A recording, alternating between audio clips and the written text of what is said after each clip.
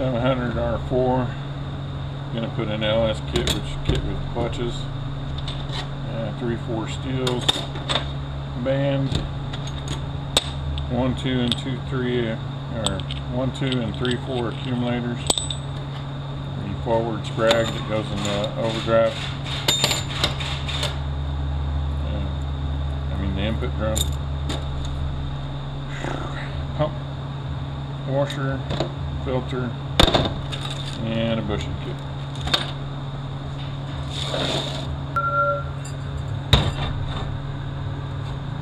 Start with our input drum. Down in there is a check ball, and make sure that thing is free. Up in the upper part right here, there's an orifice cut plug. You need to make sure that thing's in there.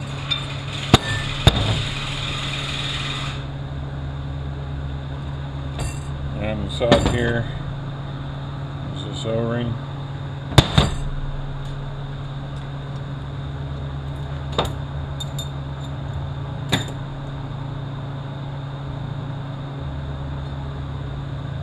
This one here.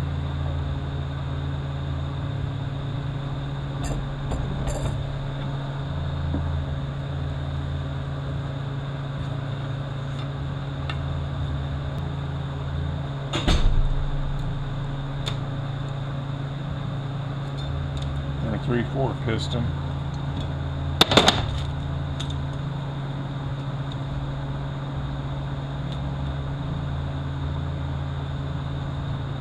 Lip's going to face out towards you.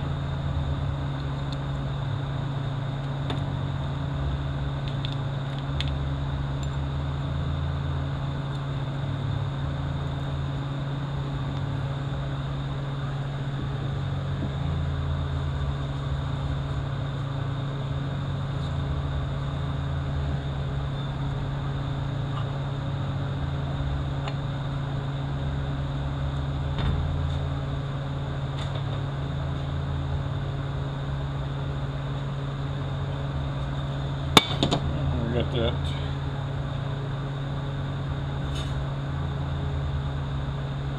Got this return screen going to sit on top of there.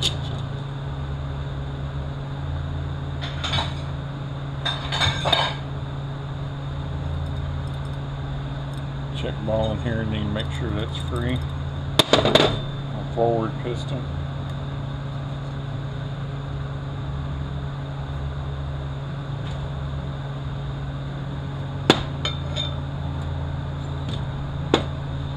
It's going to face out towards you again.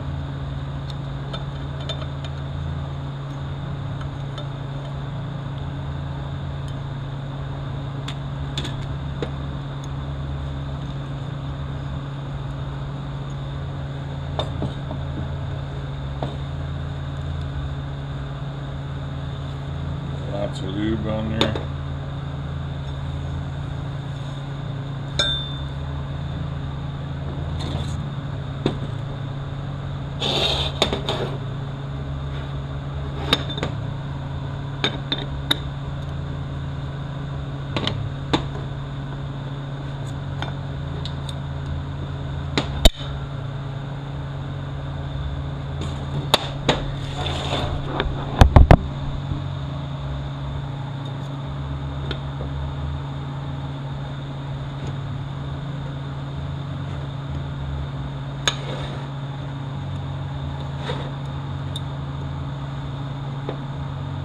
Just use a tool to put your lip seals in. It doesn't matter what you use. You can use a feeler gauge. This here is a drawer lock tool for a snap-on toolbox. I find they work really well for me. You can use these lip wizards that you get in some of these kits.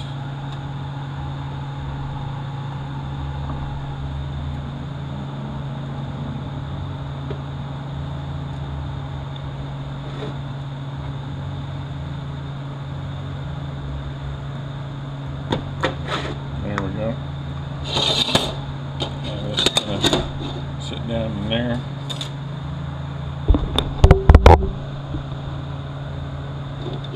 Now you got this part, and you got this right here, this is going to have to fit in here. This is going to have to fit in one of those. Doesn't matter which one. I kind of hold it up a little bit and run my feeler gauge around the inner lip seal. Get it working around and just kind of push down on it a little. Once it's down, I push it. You can let it go and push it all the rest of the way down. You're going to lube up on the top of that where the overrun piston goes.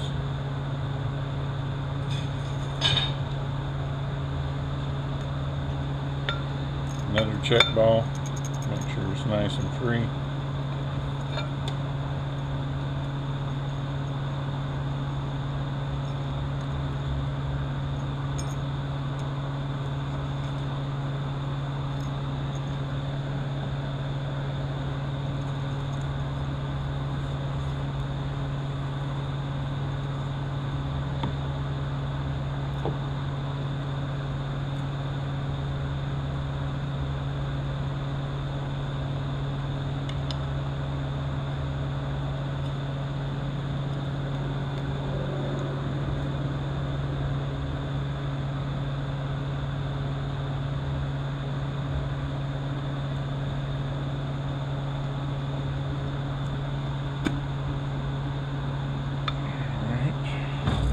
Almost. Here we go.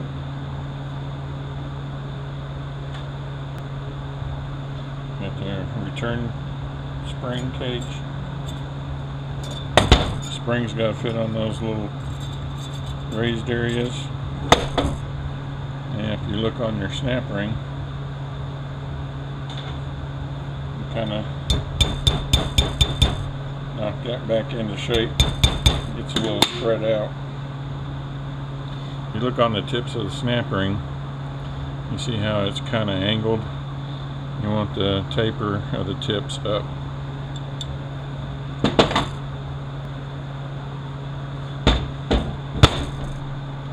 And we want to put this thing in, facing this way. Right there.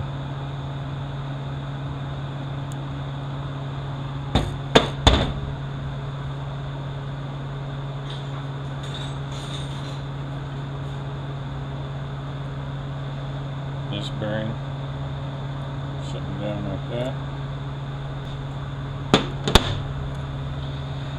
Your overrun steel, overrun clutch. So there'll be 2 steels, 2 clutches, and you got your backing plate. Now there are different ones for the different years. This is an 88 model, so this will get us our lineup for this. This plate is 169 thousandths. Then you got a cushion plate. It is 69 thousandths. Then you got your first steel. It's 89 thousandths.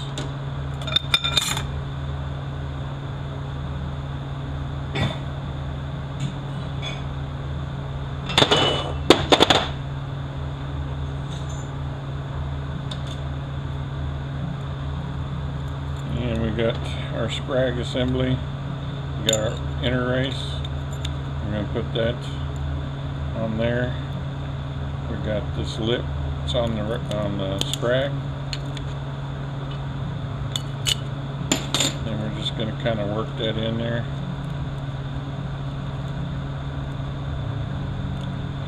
Turning in a counterclockwise fashion. Pushing in on the dogs of our sprag. Put the upper oil slinger on there. Our hub. And this snap ring. And when you're done, you should be able to hold that in your hand and it turn clockwise and lock counterclockwise. And this is going to sit on top of there. And our clutches are 72 thousandths.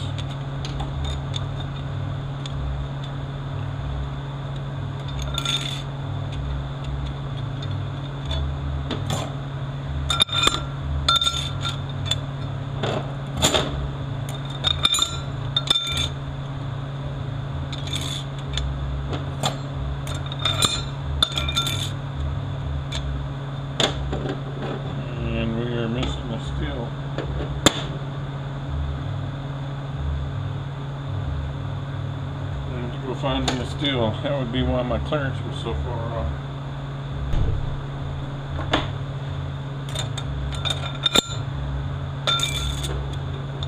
So there's 5 clutches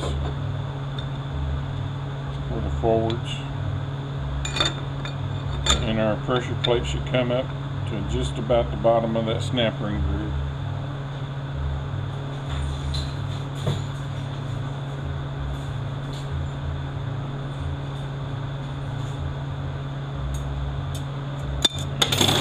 We're going to put our snap ring in. We want to have at least one full lug on the snap ring.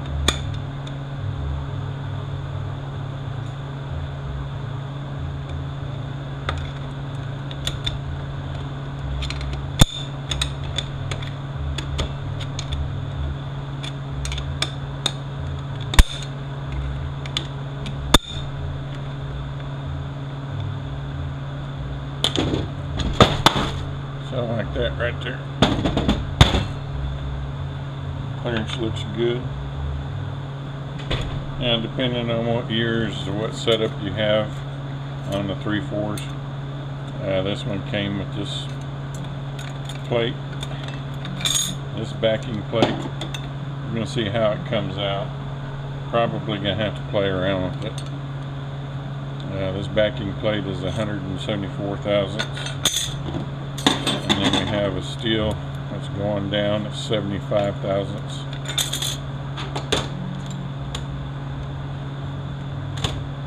And our clutches are 78. These steels here should be 77. And they're 75, 76, 73, 74. So close enough.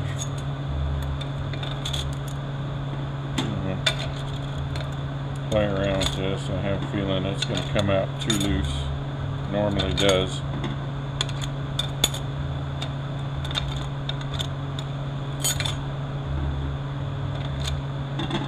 And then our pressure plate, 185.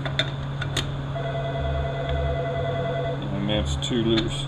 It's way down. Probably what we can do is we're going to take this bottom steel out. We're going to put a thick one in it. We may have to put 2, 103 thousandths.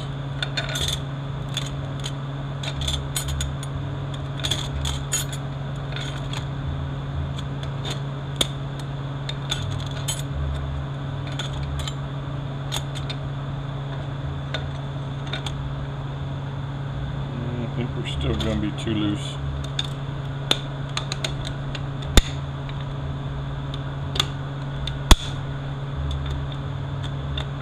I don't know, that's pretty good. I think we'll leave her right there.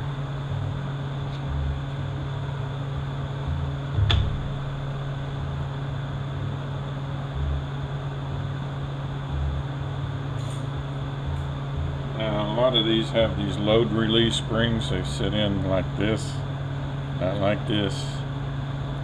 They sit in like that if you're going to put them in, and they go in these slots right here. 5 of them. I always leave them out. Now if you're going to put these in, you're going to have that bottom pressure plate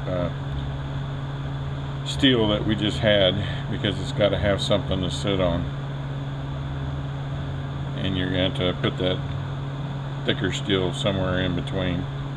I always leave these things out. First they told you to leave them out, and then they tell you to put them in. Every unit I've ever built, I throw these things away.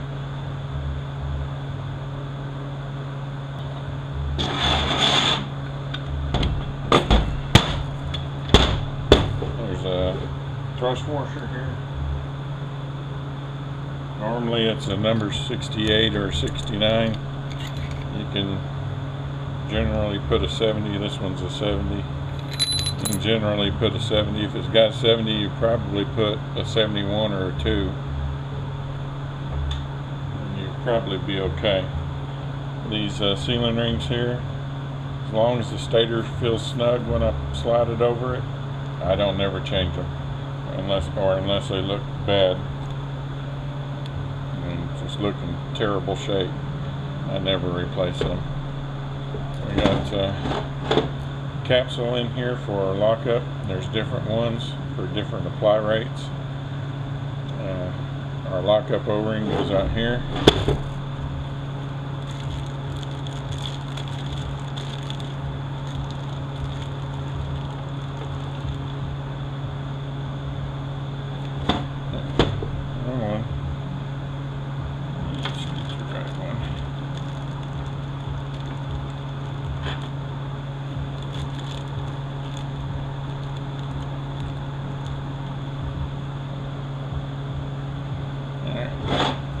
Pay close attention to this surface right here.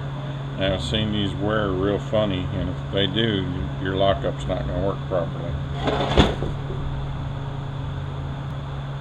This bearing here sits down just like that, not like that, like this, right on top of that drum.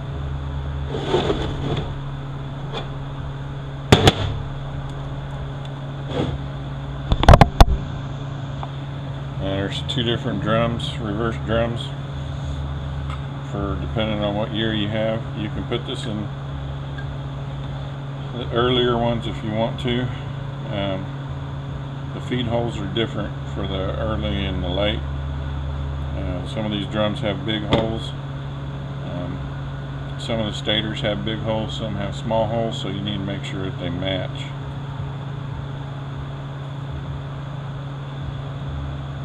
Our piston here. Now, they used to have a problem with delay in reverse, and what they would have you do is put an orifice cut plug in that hole. I think I may even still have some, but it was not that common of a problem, so I haven't put one in forever. And so there's two different lip seals. The early drum had a different size area here, and it's a steel piston, and would take this smaller lip seal. This is for the early drum.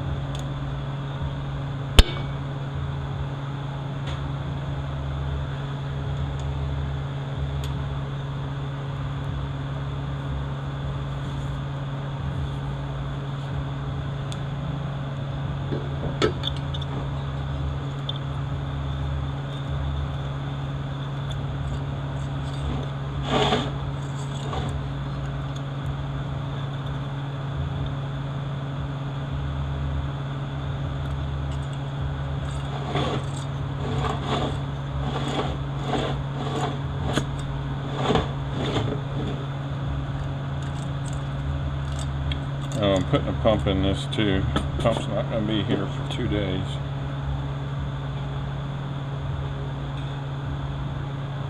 Here's the return spring for the late drum.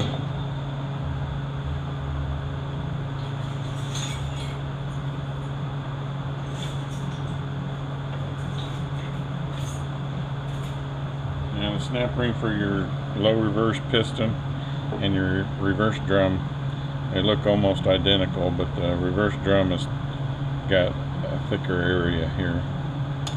So here again, putting the taper of our tips up. Now the early drums had a wavy cushion plate. This is a dished one, and normally it fits in with the dish down.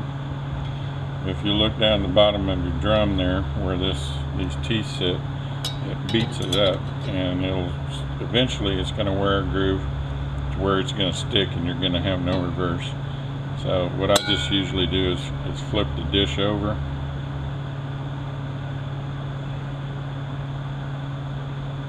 So normally the dish goes up. This time the dish is going to go down.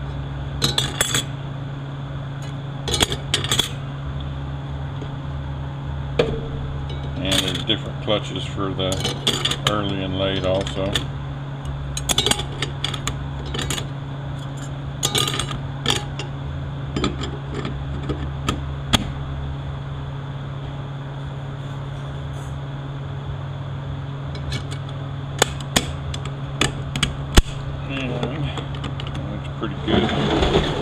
put our reverse drum on top of our input drum.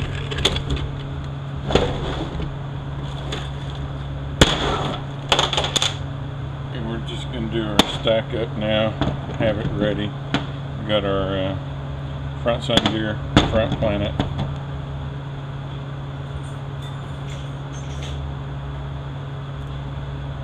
This bearing goes on top.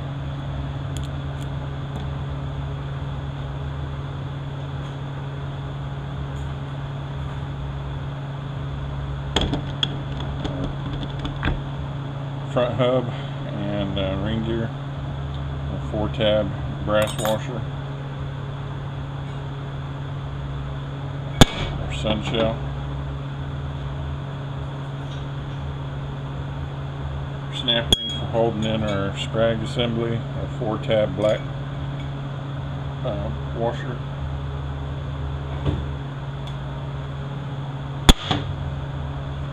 low reverse sprag. Sprag's inner race is going to turn clockwise, lock counterclockwise.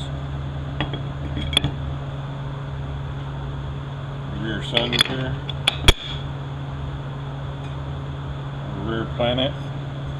Early ones didn't have these oil slots here, and they also did not have an oil slinger up here. What happens is this brings oil in and it runs oil down through the pinions. They had such a hard time with Planetaries when they first came out, keeping them in there. They eventually did away with that when we finally got to the 4L60E, so apparently it wasn't a fantastic idea. This bearing sits on top. Our rear ring gear.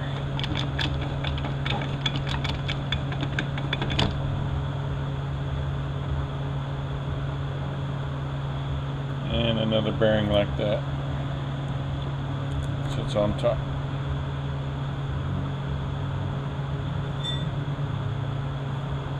Now, the output shaft, this is a Corvette.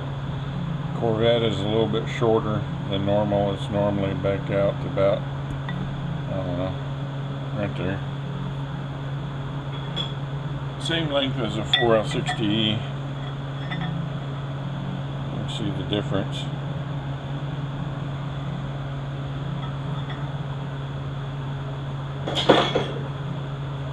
You got two different holes back here for your speedometer gear.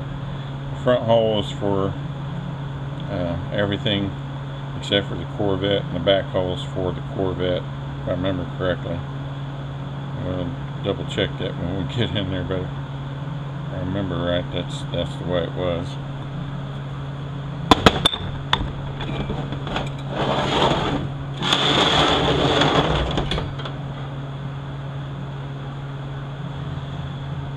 Low reverse piston.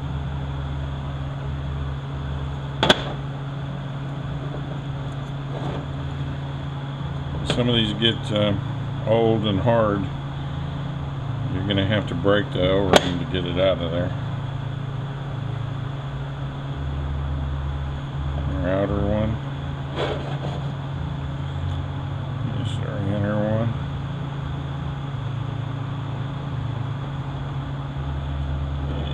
This one's the other one.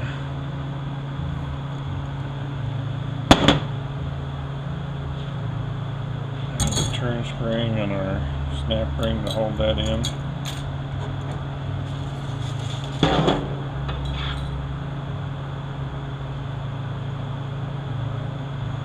Our 1-2 accumulator housing. Our accumulator. And there's 3 of these rubbers that go on here, because the early one only had 1-2 and a 2 or 3-4 accumulator, and the auxiliary valve body ones have an extra one for the forwards.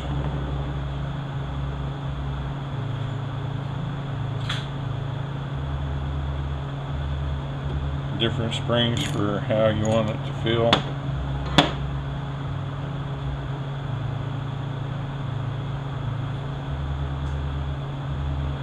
This is our forward accumulator housing. This is an auxiliary valve body unit.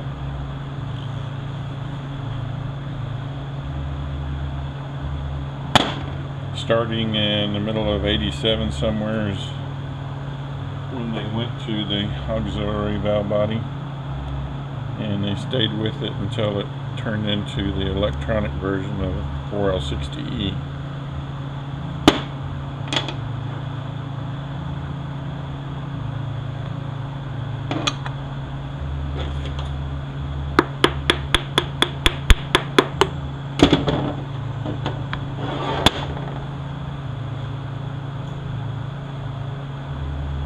See that the forward accumulator spring is a little bit longer than the others.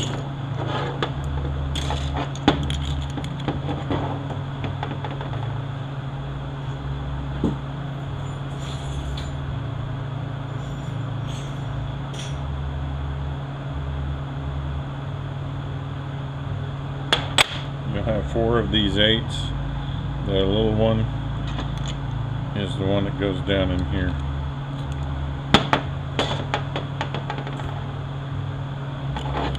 They did have a time where they made this hole large and the pin would come out, so if you have one of those, just weld it to where the pin can't come out of there. You don't want to close it off, but close it down somewhat.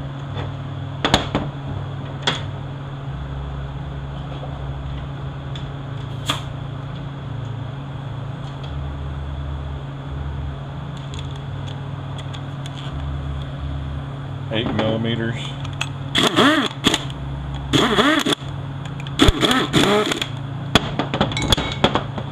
sure that orifice cup plug is in there. Valves are free.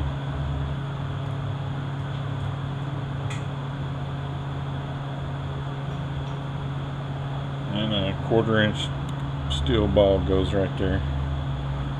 Put your little grease to hold it in place.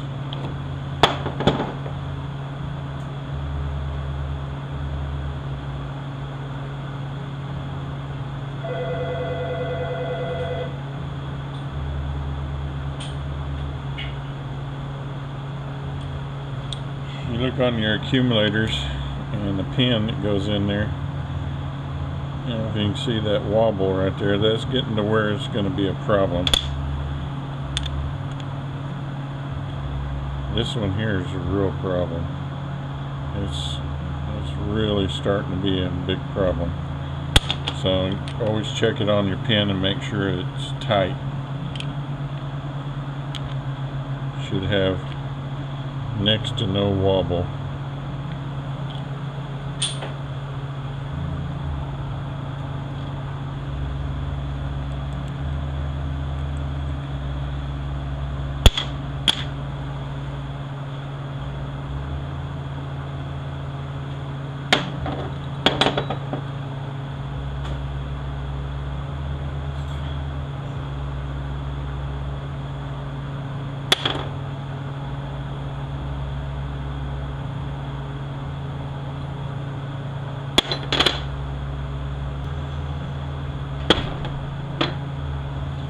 Okay, the blue O-ring goes on the outer cover of your servo.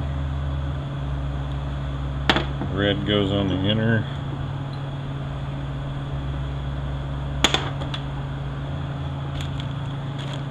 In your ring kit, you're going to find these black ones. The next to the largest one goes on here, and this tall tip goes down inside the cover. Now if you look, let's see, hopefully you can pick that up. Right there, there's a number. The last 3 numbers are 093. It means it's a Corvette servo. You want a 553 or 093. you don't ever want to put a 554 in anything. And those used to come in the 4 cylinders and the 6 cylinders. You come across one, throw it away. So you pick the one that fits there, put that on. And your largest one goes out here. And just give it a little tweak. It helps keep it up in the groove. You can also put some grease in there if you want to.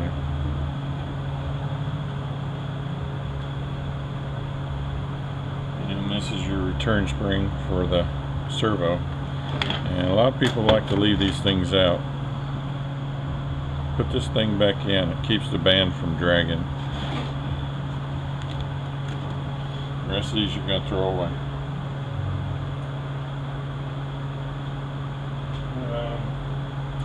No, I didn't get my hydraulic lockup valve either. So let me find out where that thing is at.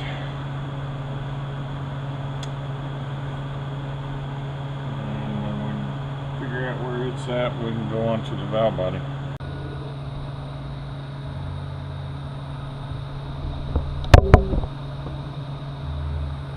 Alright.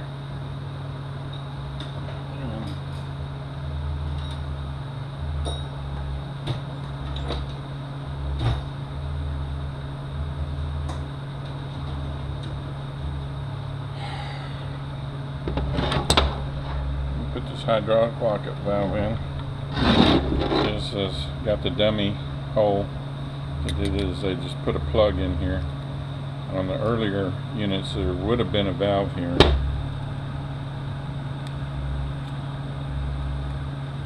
And it's still the same. The only thing is you wouldn't need to put the valve down in the end here, just in the top end. So you're going to take this plug out. I saved these plugs. They work really great for blocking the accumulator on a 350. Perfect size.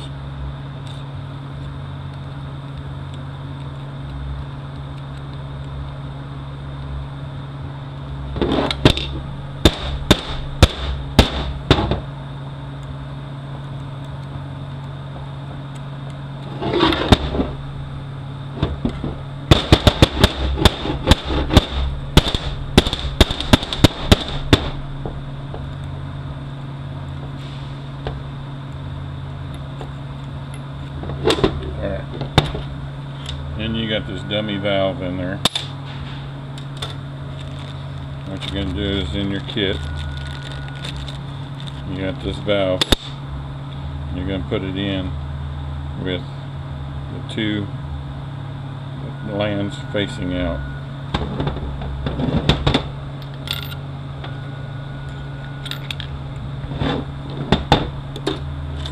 Now this is Younger's kit.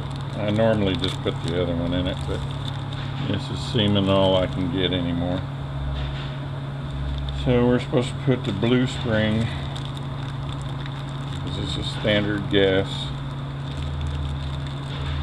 So we need the blue spring. I'm just going to go on the end of the valve here. I'm just going to shove that in. And that roll pin is going to come down right here. Put some slickum on it.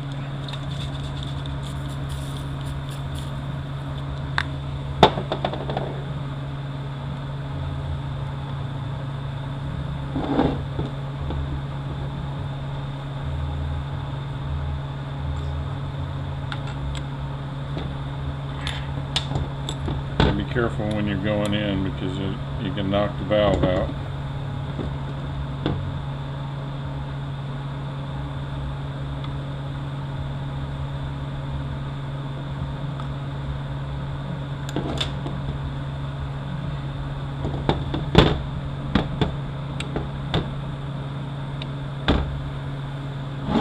Put a roll pin back in. Then for this valve right here,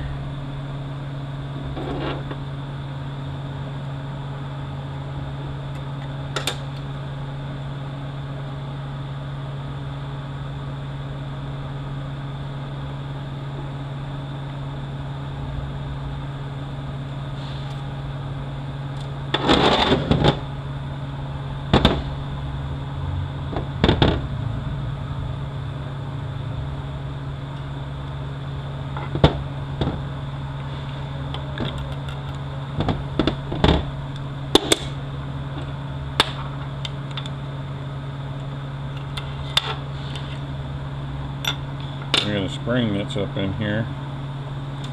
We're going to replace that one with the white spring.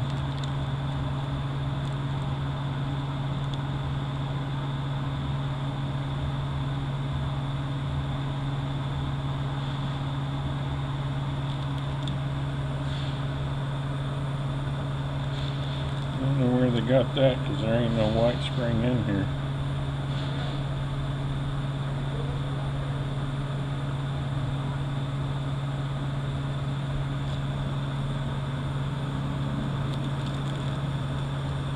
Orange, red,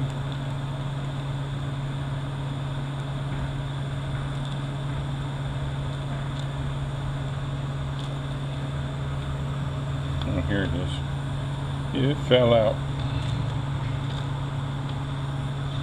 Alright, so we got our white spring. It don't even fit on there.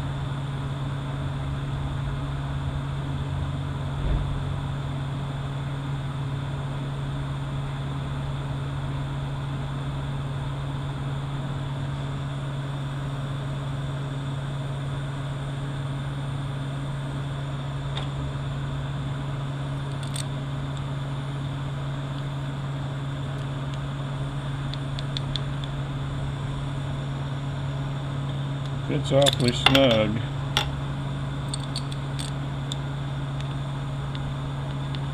Doesn't hang up, so we're gonna go with it. Our roll pin hole goes over here.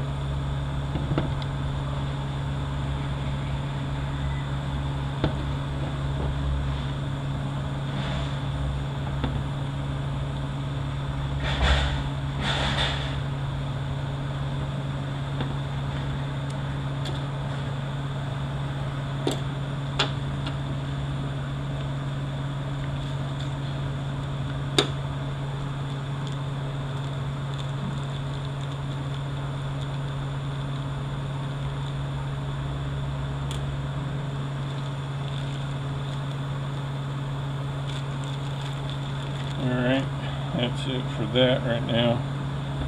We got to go over here and address this throttle valve though.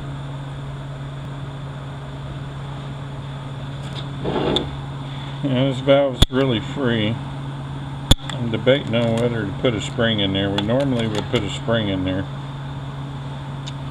And the springs I've been getting here lately tend to make it hang up. They don't sit in there properly. They're not like the ones we used to get back in the day.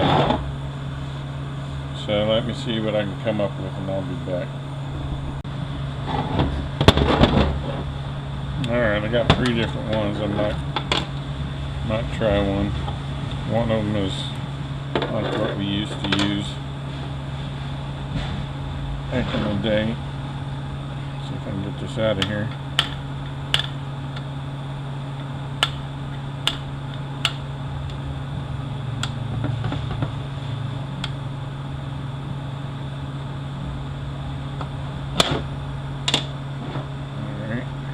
Plunger, got our spring.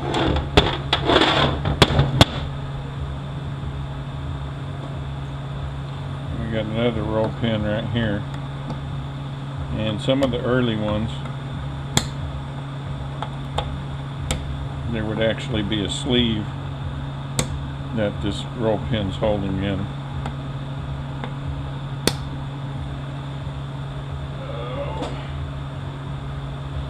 Wanting to be ugly. There we go.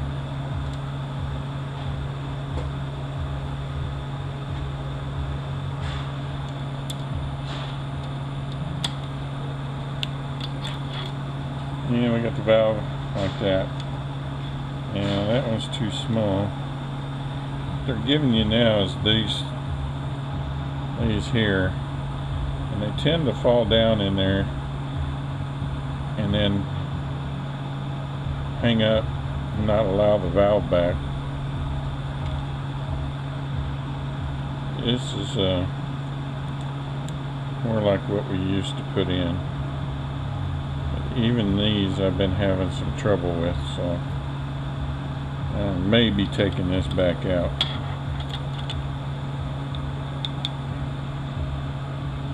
So hold the valve back, put your oil pin in.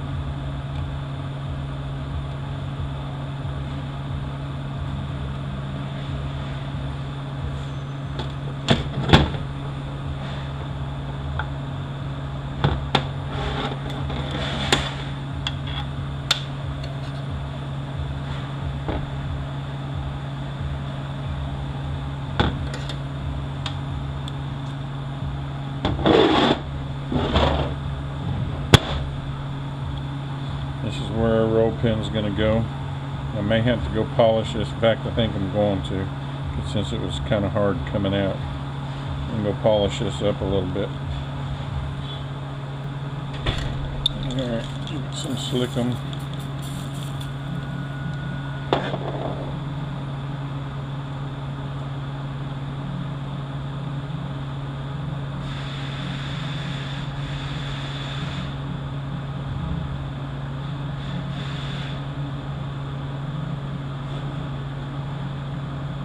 You don't want to force this thing, it should go. When you start forcing it, what you're going to do is get it stuck.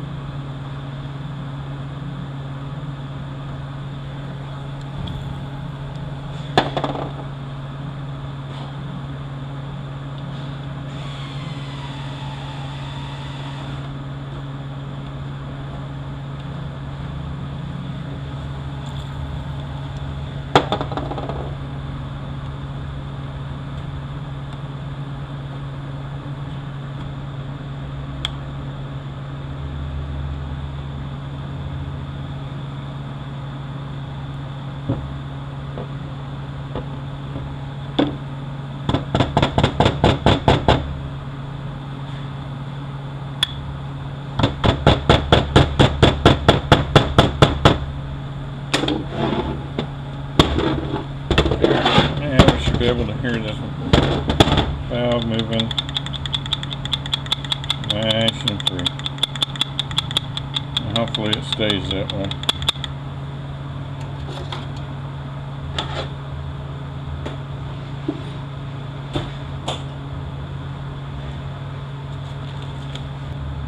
We got a spot with 3 check valves. We got a bathtub, and we got 2 holes here. These 2 go in no matter what.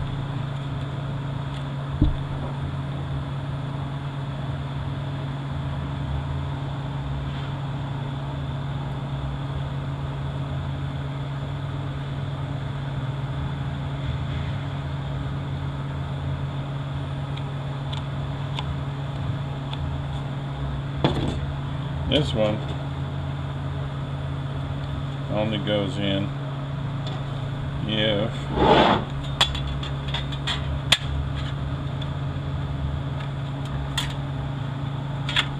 you have 2 holes here and not a square. So actually I guess it's this one. There'd be 2 holes here about that size, like this one up here. If it took a ball there, and it doesn't, so.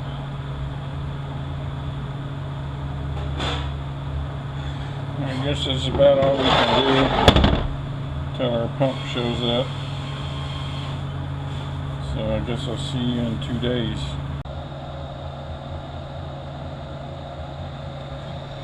Alright, this is your filter tube boot. It's your throttle cable boot. And both go inside over here.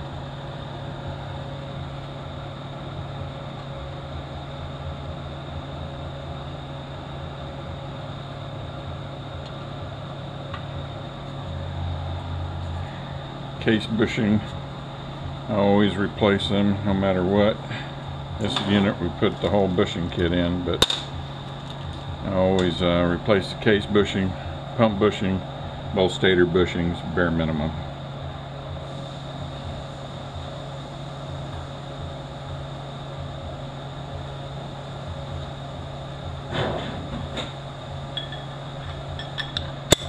My bushing kit came from A-Tech Trans Tool. They don't make it anymore. They make a different one. So all the numbers are different.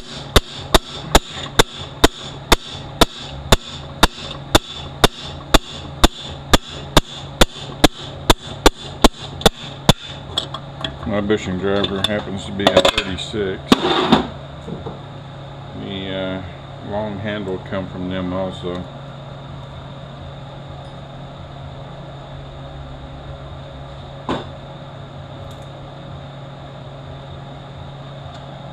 The two tabs face up.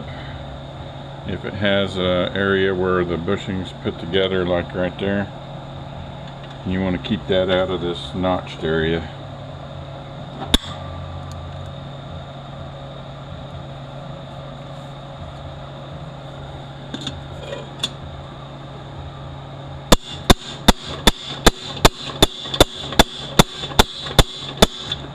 Drove that just below flush. It's kind of a beveled area there. As long as you're even with that, you're okay. Alright, lube up the case.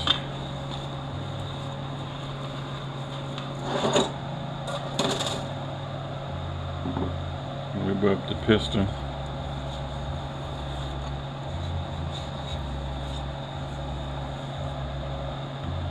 And you got this notch here. There's a notch in the case over here. It's going to line up with that.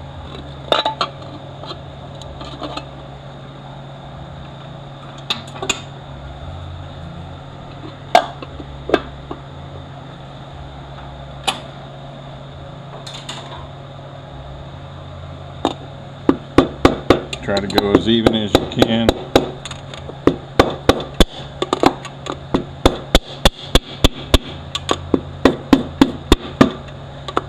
You don't want to cut that O-ring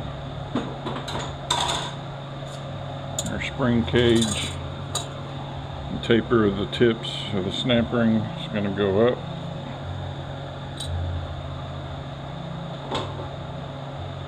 Low reverse tool.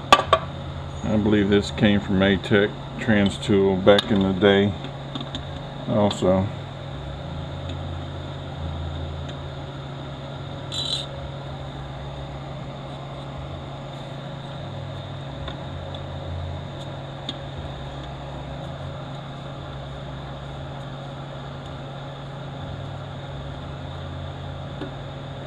Their website is horrible to try to navigate.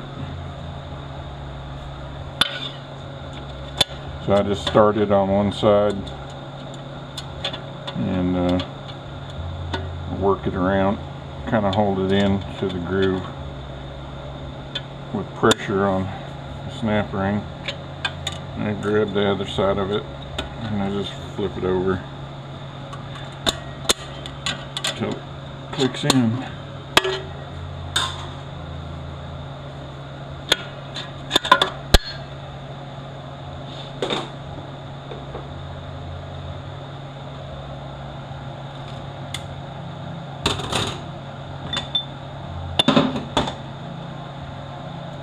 Alright, our rear ring gear, make sure the bearing's on it.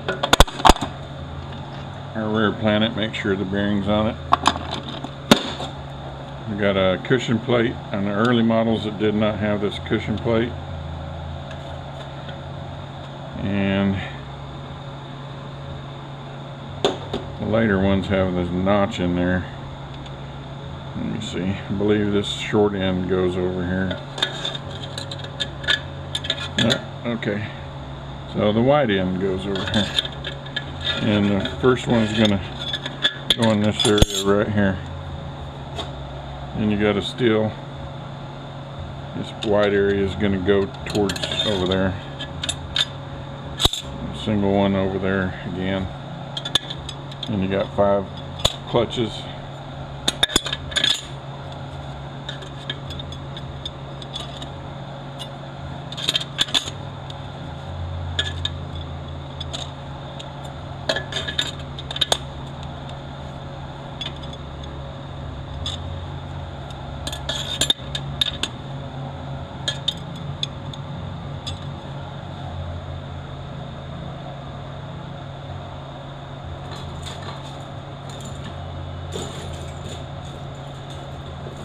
You got your anti-clunk spring. It's got this notch here. It's going to sit in the case. There's a little notched area right off in here. Put your little grease on it, help keep it in place.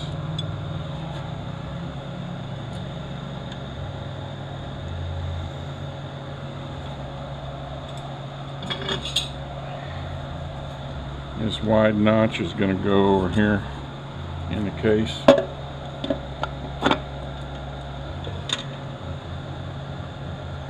That clunk spring is going to grab that notch right there.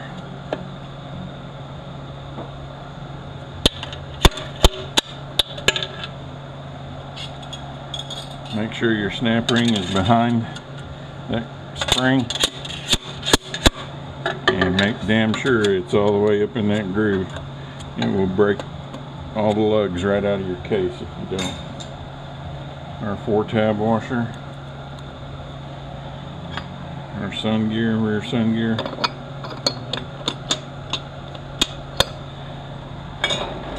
sun shell. They make a hardened one of these.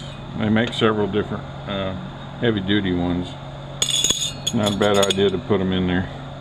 4-tab brass washer, our front clutch hub, our front planet, and then they usually give you a new snap ring in the kit now. You didn't used to. We're going to put the taper of the tips out towards us again, and it's going to fit in that groove right there.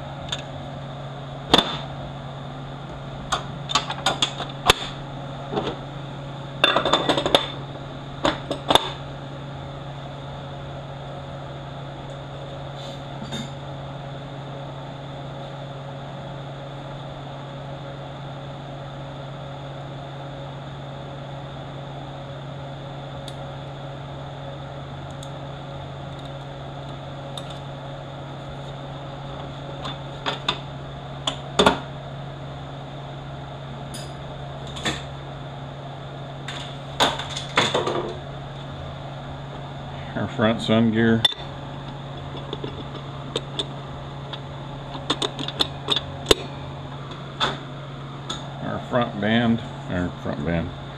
our overdrive band, or 2/4 band actually. We're going to put it in the case to where these feet are right up against here. The band's kind of hanging halfway out. And we're going to take our drum, and we're going to set it down in there.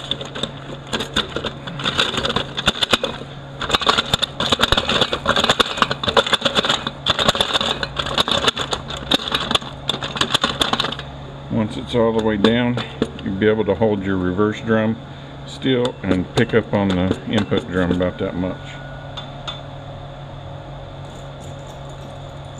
And we're going to pop our band down in there. Our anchor pin's going to fit in there just like that through the case.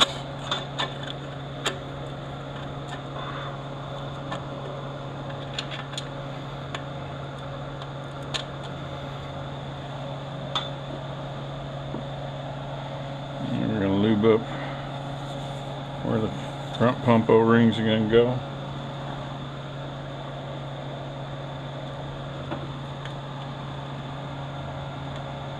Now, they give you 2 gaskets in the kit, and one's got this flat area, and they say this is for the auxiliary valve body units, and that the one without it is for the others.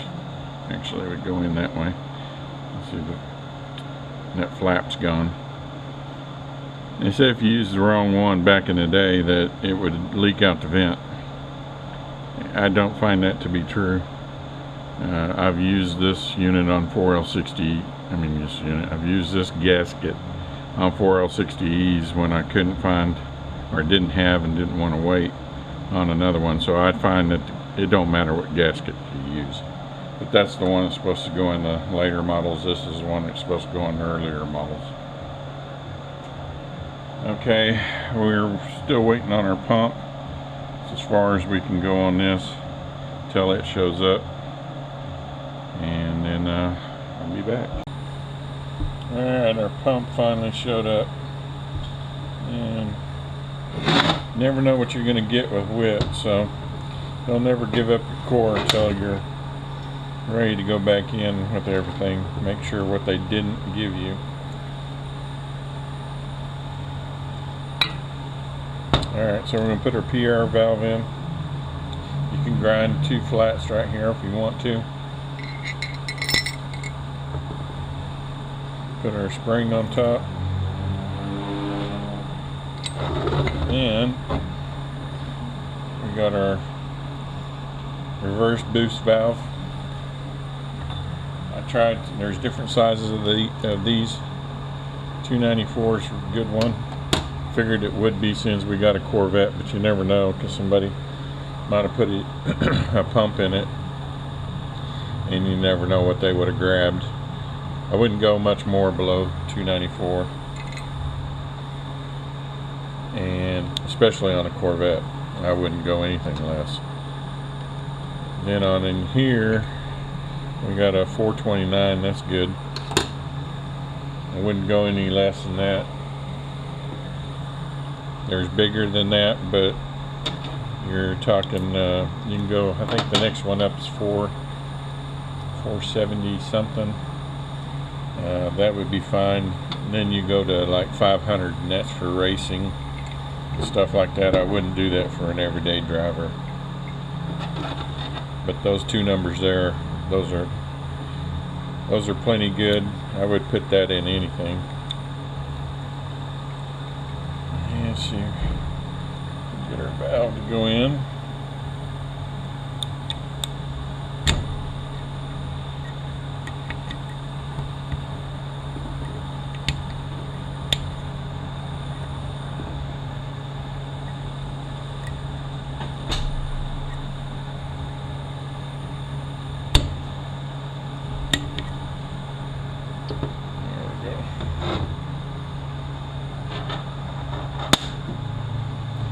Springs, lock up valve.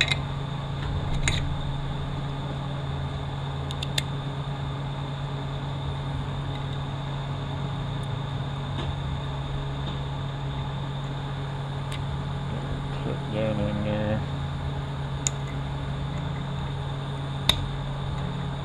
Alright, looking good. Make sure we're free.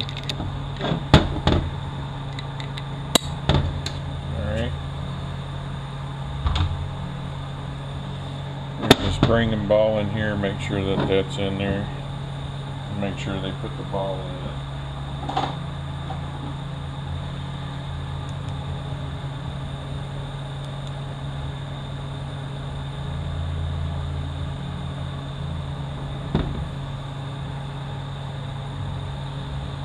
Last thing we need is a surprise.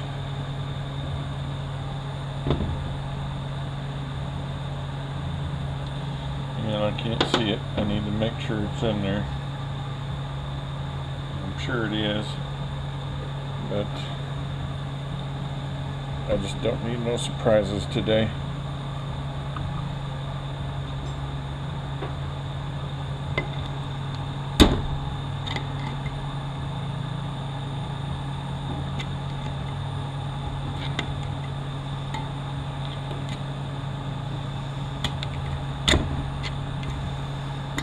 I've had bigger surprises from wit before. There's some people out there that will just like to sabotage you.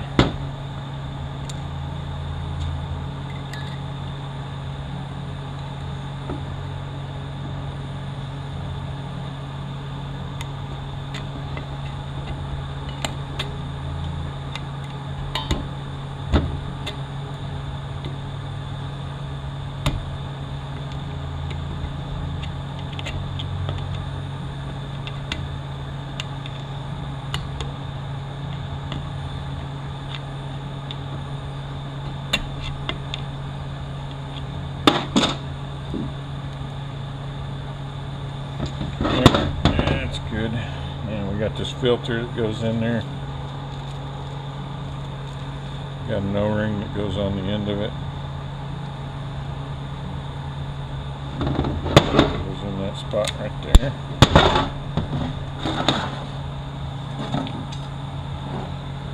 And we got new bushings, new seal already.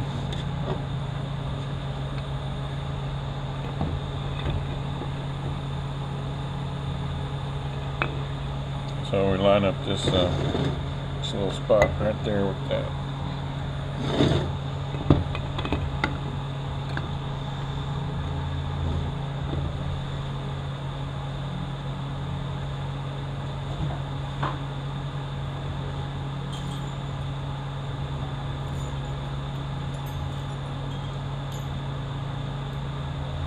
We got our 5/13s. Oh, I forgot to mention in here. This is a 10 vein pump. The earlier ones were 8 vein. I recommend you take the 8 vein out and put the 10 vein in. Get the whole kit. You got to have the rotor, the slide, and all the vanes and everything. So, and it'll give you these hardened rings. Make sure these rings are hardened. Bounce them on the table. If they don't bounce, don't use them. Usually if they're not hardened, they'll snap right in half. So that's how you check them.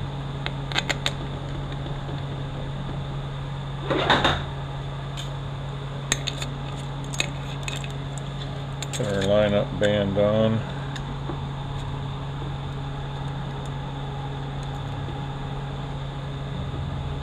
Kind of get our holes centered.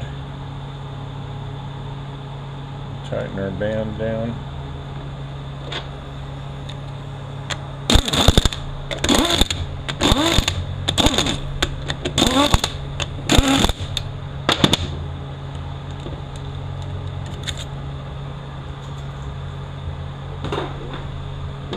This is auxiliary valve body pump because it's got the hole here. Put you some grease on your sealing ring grooves, especially when you got new bushings. It's a pretty snug fit, and it'll cut these rings right in half. So we want the rings to go just like that again. Give them a little tweak, help keep them in the groove.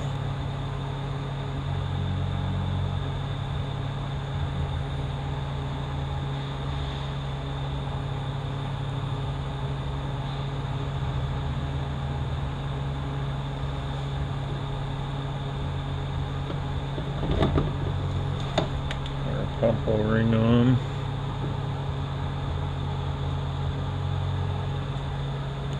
Yep, there's a surprise already from Whit. Let's see what we got in here. Put our pump washer on. See what's in the groove.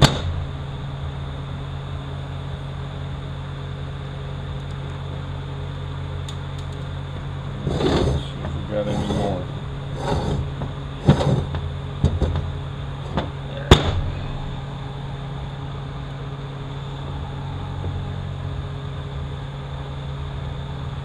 Some lube on here.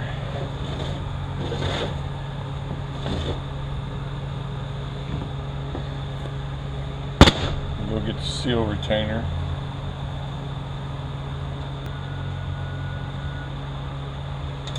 And this is our old pump cover. 732 is the light pump cover, and I think you can put this on any of the big shafts from like 85 up. I think you can put the 732 on if I remember correctly. But if you're earlier than that and you got a different pump cover, you look down in here where this is machined, where it's recessed. If yours doesn't have that, just take you a drill bit. I usually take a 1/4 inch drill bit and I just drill on the top of that area right there.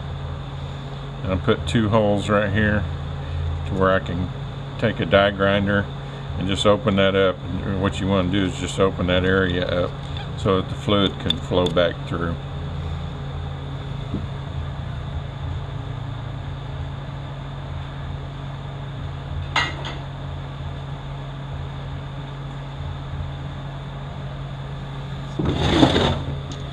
Alright, let's put our seal retainer on. And we want to get these feet to where they're not hindered by anything.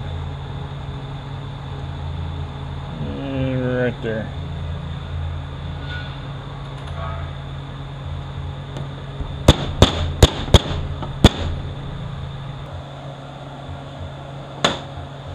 Alright, this area is going to face towards the bottom.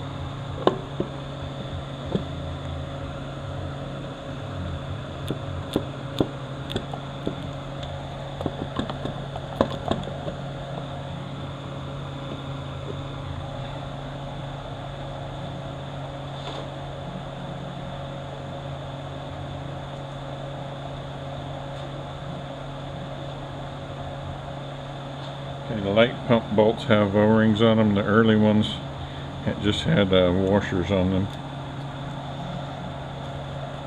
And these washers.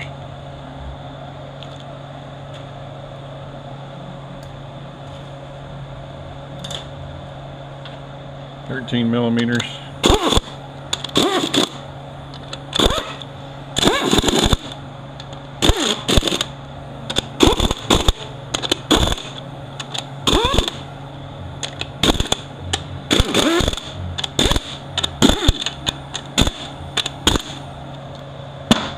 Make sure we turn nice and free.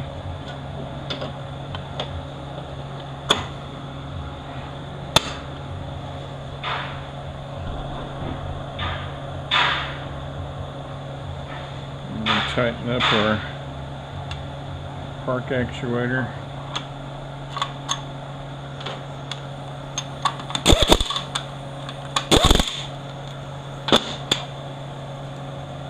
You got a check ball here, take this check ball out and just put it wherever you want. Put our 3/4 accumulator in.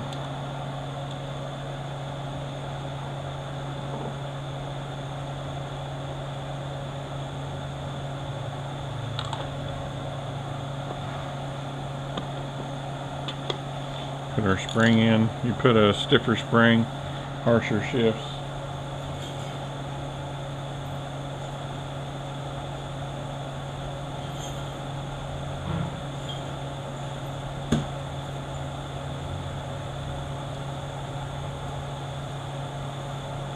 Alright, on your separator plate back here, if you got all these holes, this makes it an auxiliary valve body. If this was solid, that would be non-auxiliary.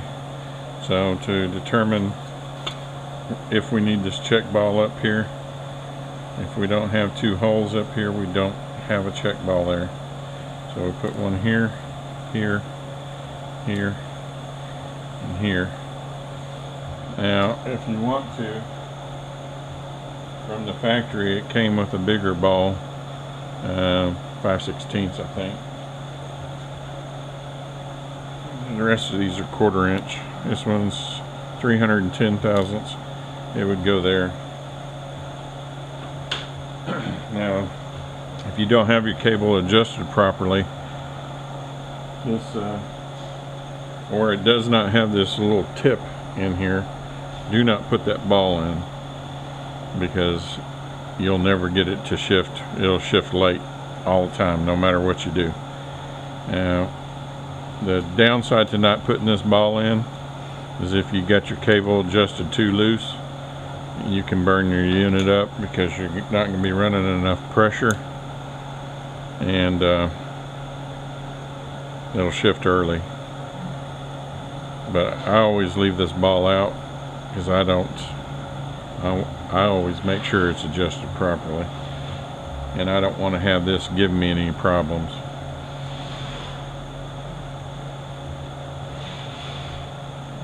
Alright, so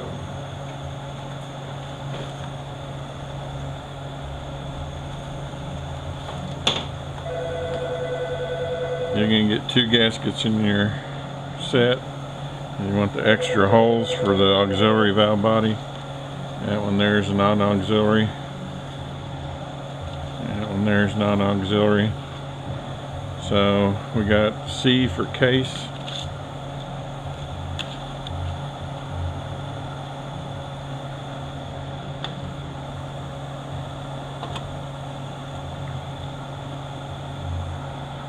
And we got the V for the valve body side.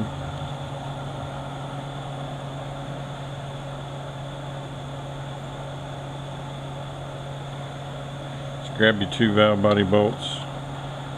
You want this one here and this one here started.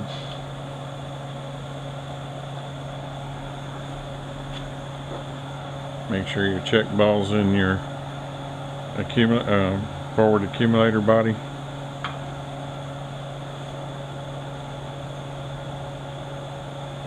You got these 2 short ones. You can go here and here.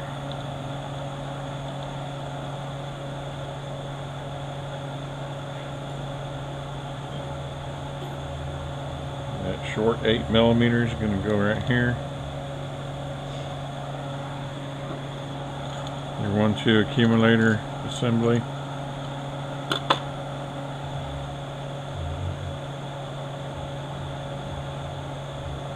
You have 2 more short ones right here, and then a real long one right here.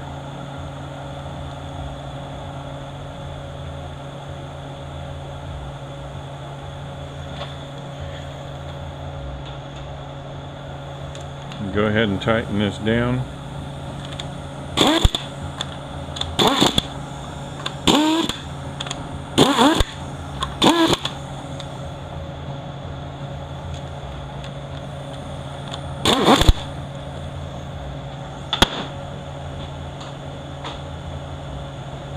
Take these back out.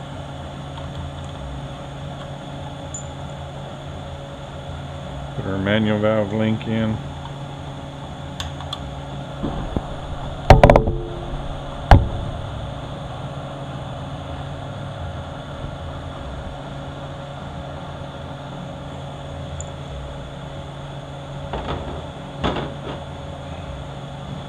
Making sure we got our 2 check balls back here. This check ball, if there's not 2 holes here, does not take one.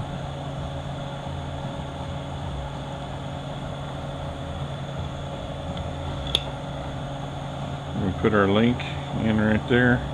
It's going to slide up into the manual valve.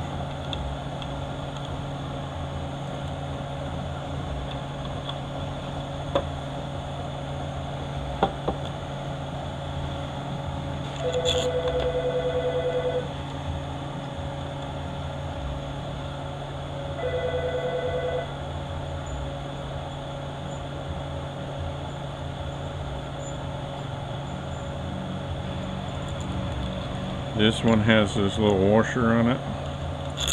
Now one of these bolts is going to be just a tad bit shorter. That's going to go right here. Now some of these had a hold down bracket that would hold that tube in right here. Some had it over here.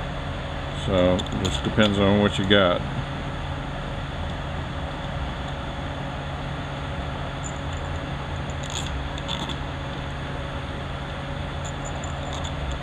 Some of these bolts are going to have to come back out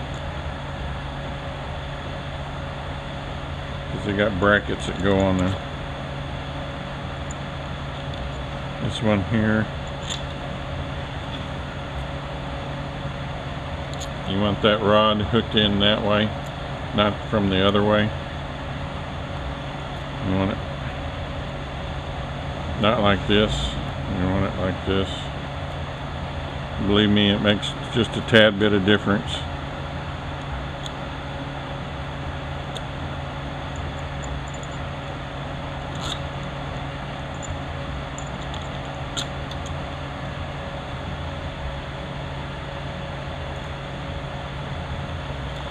Alright, in the tip of our valve here.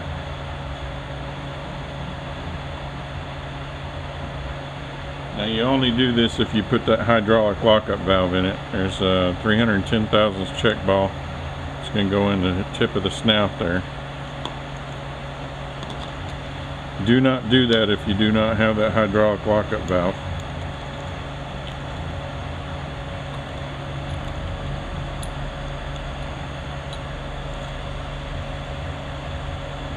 And none of this electrical system is working anymore. We've bypassed that.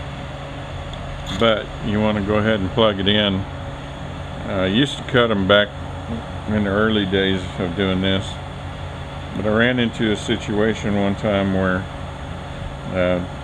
when I cut the wires, the choke system on the, it happened to be on a van, but the choke system on the van would not work properly. So my advice is to hook the wiring right back up.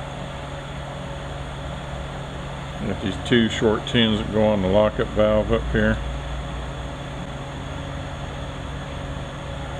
you go ahead and tighten these down, except for this one.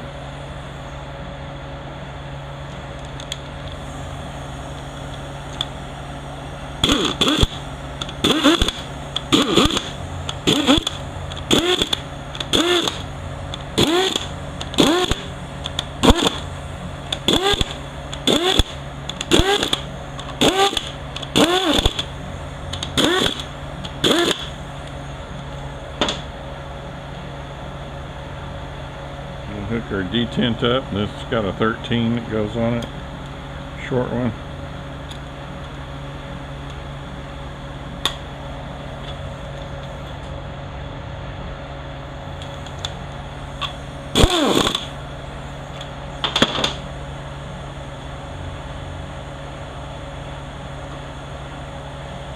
Knock your electrical pass-through plug over here out and silicone that.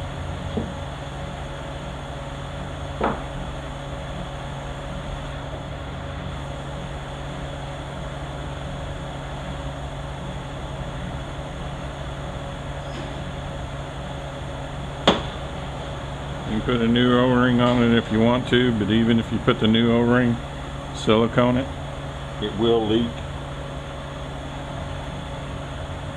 This little tab is going to point back towards the back.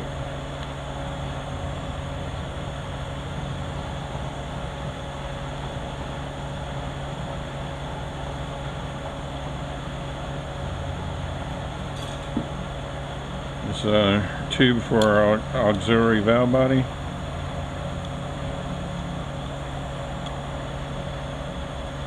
If it had the bracket back here, it'd go right over the top of that.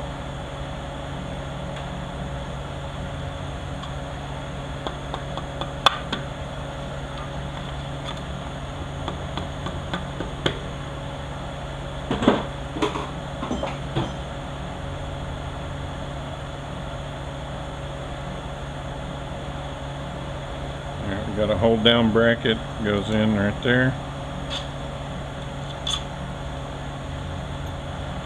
And we got another one, it's going to go in right here.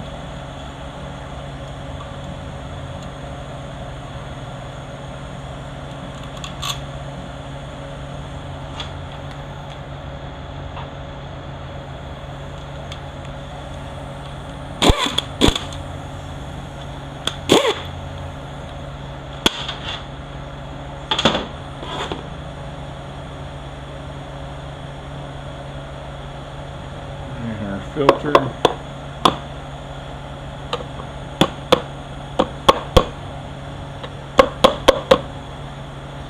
on, baby. There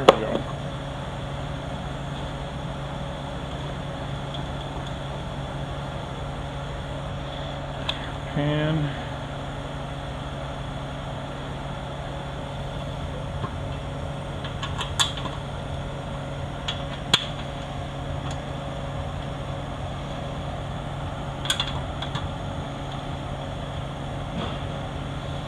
Oh, I forgot to show you. I knew I would. I should have went ahead and filmed it. I put the servo in before I put the pump in so I could see what my band travel was. Make sure it wasn't too much. As if need be, we could put a longer pin in it, or younger makes a little shim that you can put in there. It's a little late to show you that now. They're in a hurry for this thing, and I don't have time to take it back apart. These two bolts over here, the shifter bracket's going to bolt to it.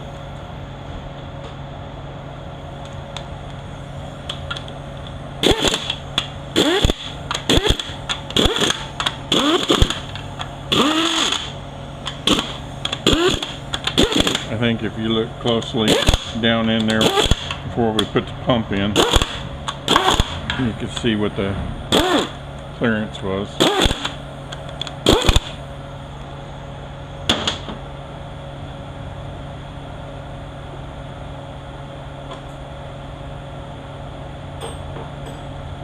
This is a tool for doing the linkage seal.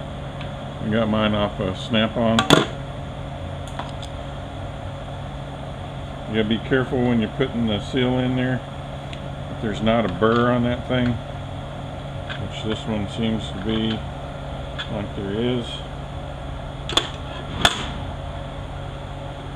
Let's see if we can get this burr off of there. It'll catch your seal when you go back in with it.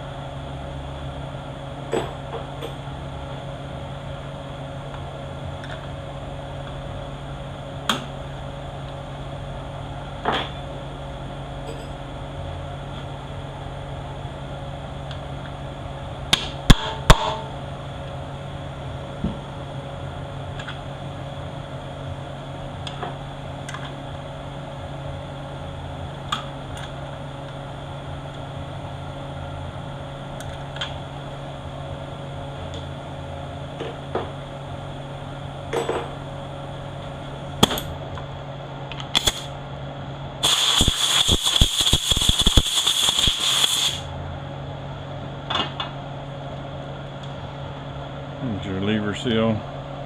Goes in like that. Gonna run just like a little pocket screwdriver around the inside of it to get it around the square cut edge of the linkage there.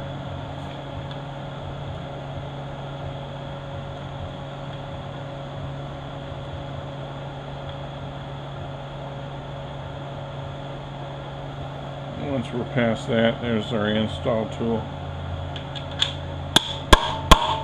It comes as a kit, or it should, it used to.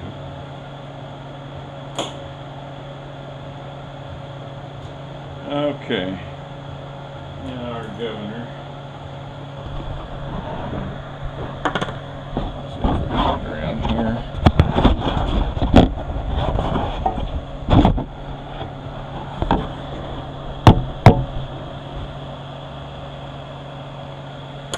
Alright,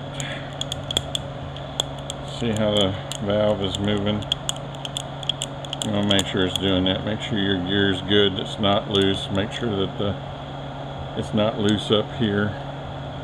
Make sure that your weights aren't wallered out and your springs are in there. And change these springs, it's going to change the shift timing. if you got to change your governor gear, go ahead and pull your valve out and clean your bore out and Scotch-Brite your valve. Make sure it's super free. Now there's a hole on the other side of your case, and there's a notch right here, and make a clip that holds the governor cap on it. If you don't have one, or you can't put one on because it's like on a 4x4, then just silicone it. Don't put, this is the O-ring that goes on it. Don't put that on there, just put silicone.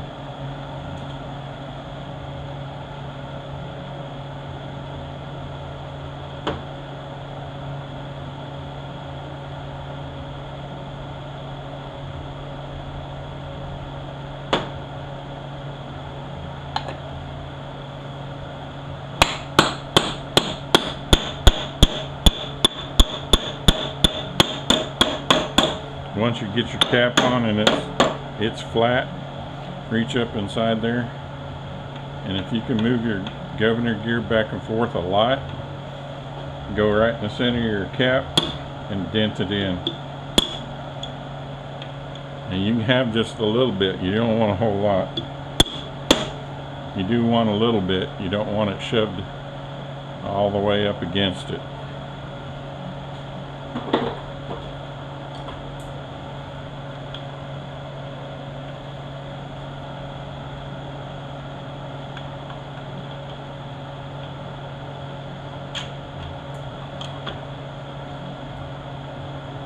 Be able to turn your output shaft both ways. You don't want excessive amount of end play. On your Corvette tail housing, it looks like this. Do not change that bushing. You will regret it. You will not get your drive shaft in. You will have to replace the tail housing. So if the bushing's bad, replace the tail housing.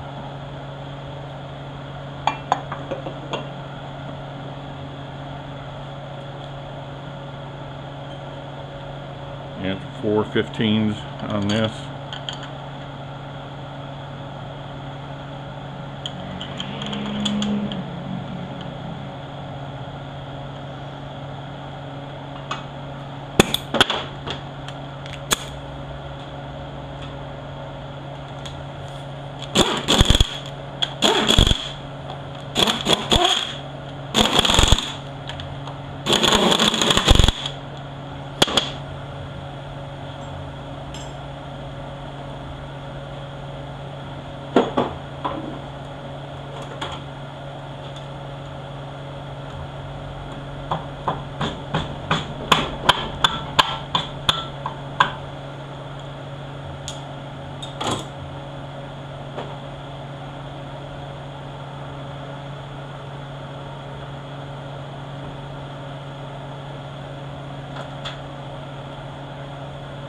Put a little more 3M on here.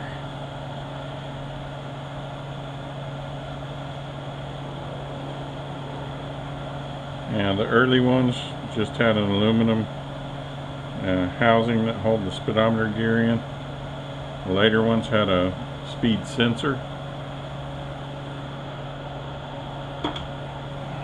Some of those speed sensors, like this one that's on here, I doubt you're going to find them anymore.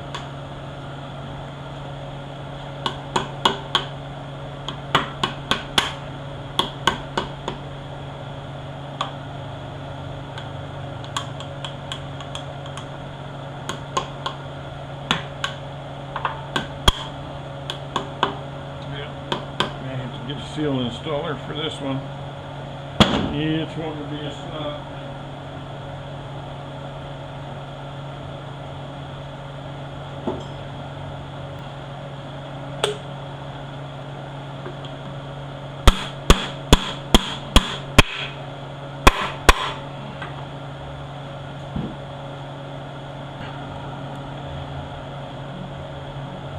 Put our gear on. Other style has a gear that has a spindle on it. It goes all the way through. And this will be the inner speedometer seal. And on top of that be a little wire clip. That's how it's held in. go ahead, do yourself a favor. No matter what style you got, put you some silicone on the O-ring. It's gonna leak.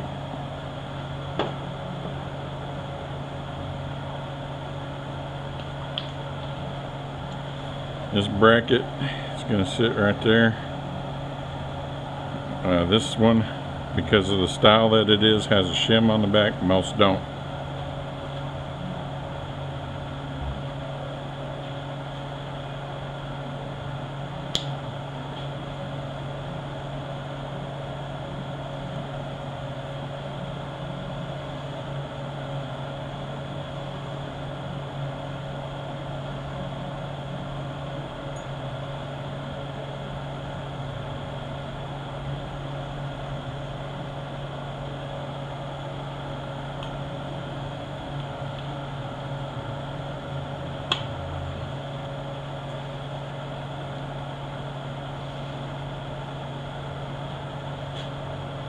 Oh shoot, I gotta take this back off. I forgot the inner speedometer gear.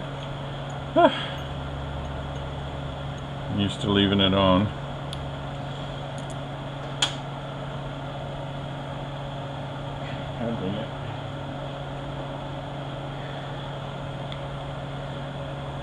I would have left it on, except for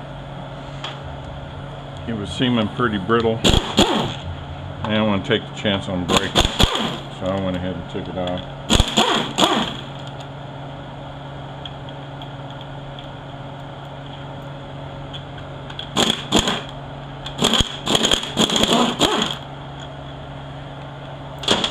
Alright, and we need to find out which hole we need to be in, if I was right. Yeah, the back one is where we need to be. So the front one's for everything else, back one's for Corvette. Here's your speedometer clip. It's got a groove in this here, and it's going to clip just like that. You might want to give it some lube too. If you get this cocked and you hit it too hard, it's going to snap the gear right in half.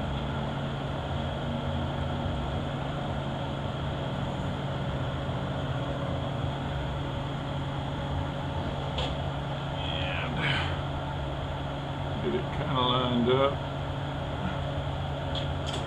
I use a pair of channel locks with rubber on them.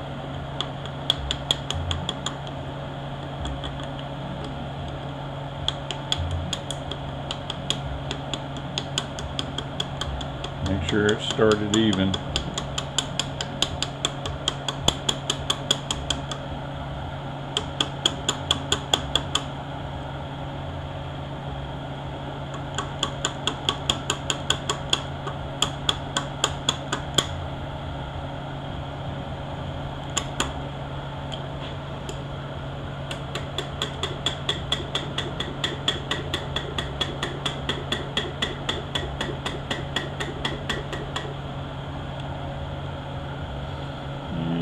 Turned. Get this turned back.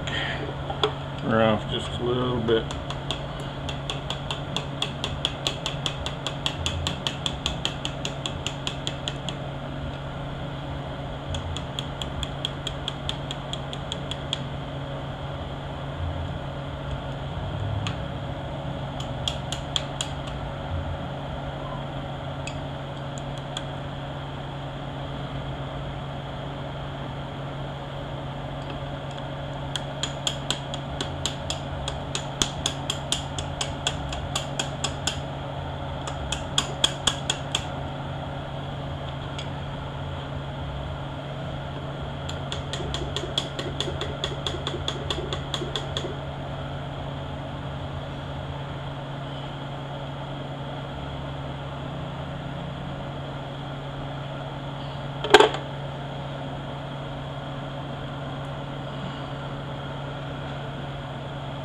Ah, dang it.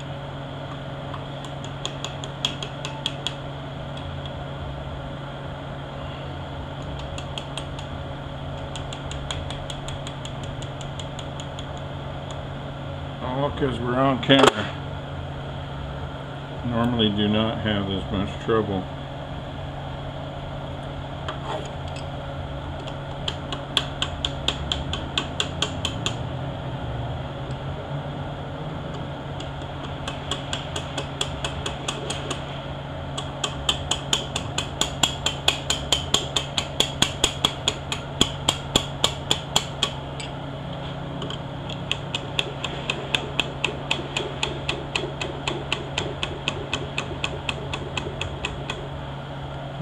Once it clips, you're good.